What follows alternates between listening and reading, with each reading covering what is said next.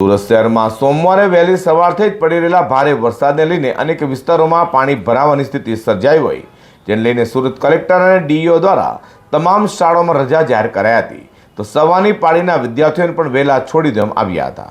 દક્ષિણ ગુજરાતમાં અનરાધાર વરસાદ વરસી રહ્યો છે, ત્યારે હવામાન વિભાગની આગાહી મુજબ સુરત શહેરમાં ચોમાસાની ધમાકેદાર ઇનિંગ યથાવત જોવા મળી રહી છે. રવિવારે રાત્રે પણ મુસળધાર વરસાદ ખાબક્યા બાદ આજે સોમવારે વહેલી સવારથી જ મેઘરાજા મન મૂકીને વરસતા શહેરભરમાં वरसादी माहौल छवाई जवा पाम्यो छे। नमस्ते, मैं doctor Monika Sharma, principal of Hinduba English academy. आज अत्यधिक बारिश की आगाही होने के कारण शिक्षा विभाग के द्वारा सूचित किया गया, उसके अनुसार आज सारे बच्चों को, जो कि मॉर्निंग शिफ्ट का स्कूल है हमारा, तो उसमें बच्चों को जो सेल्फ बच्चे हैं उनके पेरेंट्स को सूचित कराया गया, तो पेरेंट्स से बच्चों को कलेक्ट कर लिया है और बस और वैन वाले बच्चों को यहाँ पे उचित समय पर छोड़ दिया गया ताकि बच्चे अपने घर पर सुरक्षित पहुंच जाए। धन्यवाद। આ ધોધમાર વરસાદને કારણે શહેરના નીચાણવાળા વિસ્તારોમાં પાણી ભરાવાના શરૂ થતા જનજીવન પર તેની માઠી અસર સ્પષ્ટ દેખાઈ રહી છે.